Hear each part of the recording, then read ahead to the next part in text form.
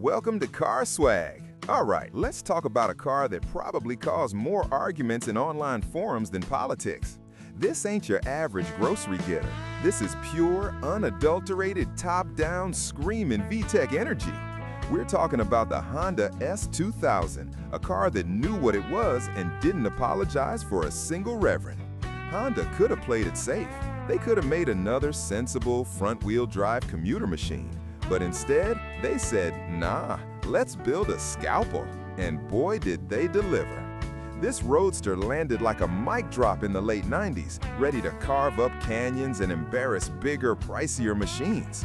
It was a statement piece, a commitment to the art of driving, and arguably one of the best bangs for your buck if you wanted to feel truly connected to the road. First up, let's rewind to the beginning, the AP1 era. This was the S2000 in its purest, most untamed form. Imagine a perfectly tailored suit, but instead of a boardroom, it's designed for a boxing ring. The lines were sharp, the stance was aggressive, and it looked like it was going 100 miles per hour just sitting still. It wasn't flashy in the way some cars scream for attention. This one just had that quiet confidence, like it knew a secret nobody else did. Under that sculpted hood lived the legendary F20C engine.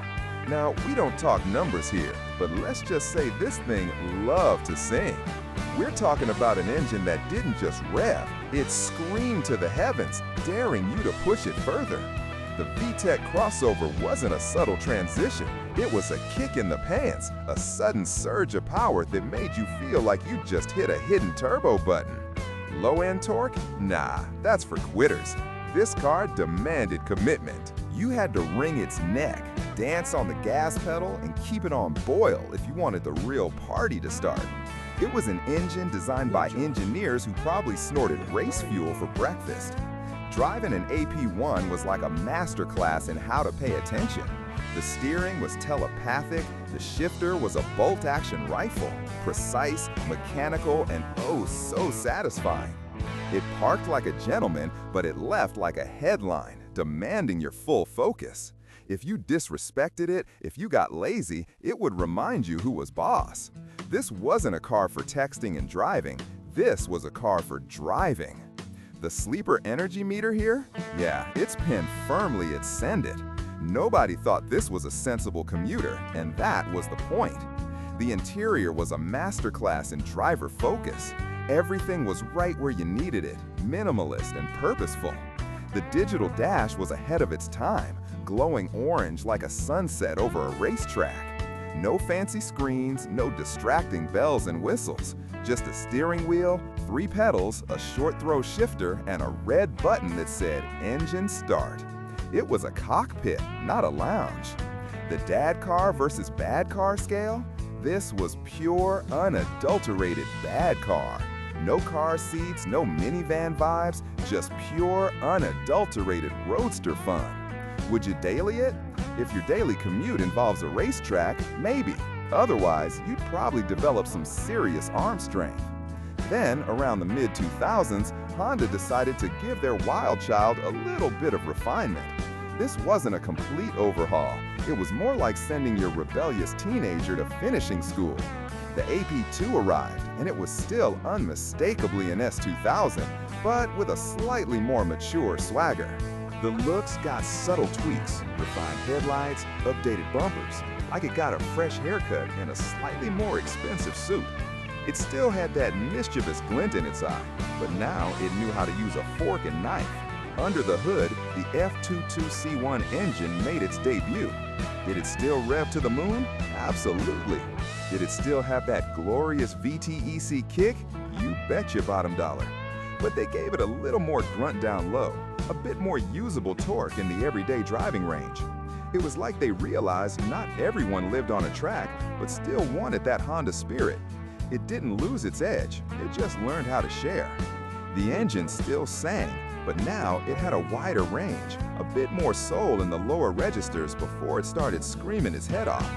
It was still a high-performance machine, but now it was a high-performance machine with slightly better manners. The handling of the AP2 also got a touch more forgiving. They softened the springs a bit, tweaked the suspension, made it a little less likely to snap if you pushed it too far. It was still razor sharp, still connected, but it allowed for a wider margin of error. It still wanted to party, but now it had better dance moves and wasn't going to accidentally step on your toes quite as often. The sleeper energy meter remained firmly in send it territory. Nobody was mistaking this for a bland sedan, even with its newfound politeness. The interior received minor updates, but the core philosophy remained driver first.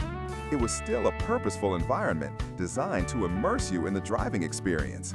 This was still a car that made you pay attention, made you feel every bump, every shift, every glorious rev. It was still a high-performance machine, but now it was a high-performance machine with slightly better manners. The handling of the AP2 also got a touch more forgiving. They softened the springs a bit, tweaked the suspension, made it a little less likely to snap if you pushed it too far. It was still razor sharp, still connected, but it allowed for a wider margin of error.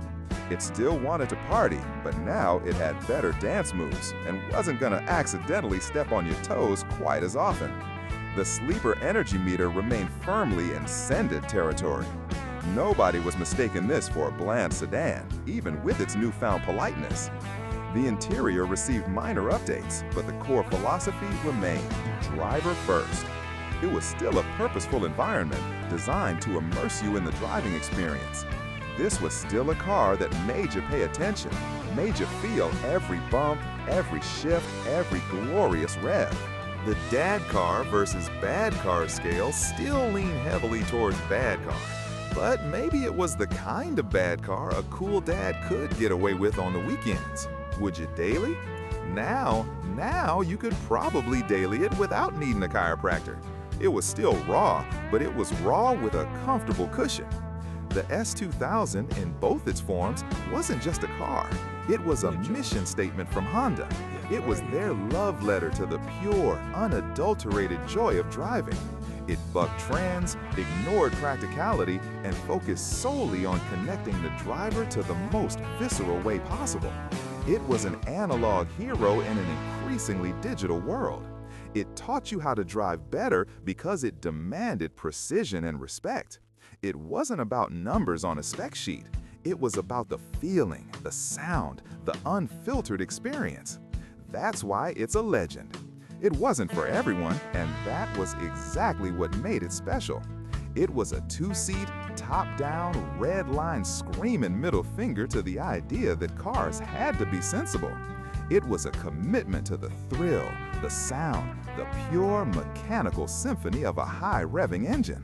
And that, my friends, is what Car Swag is all about.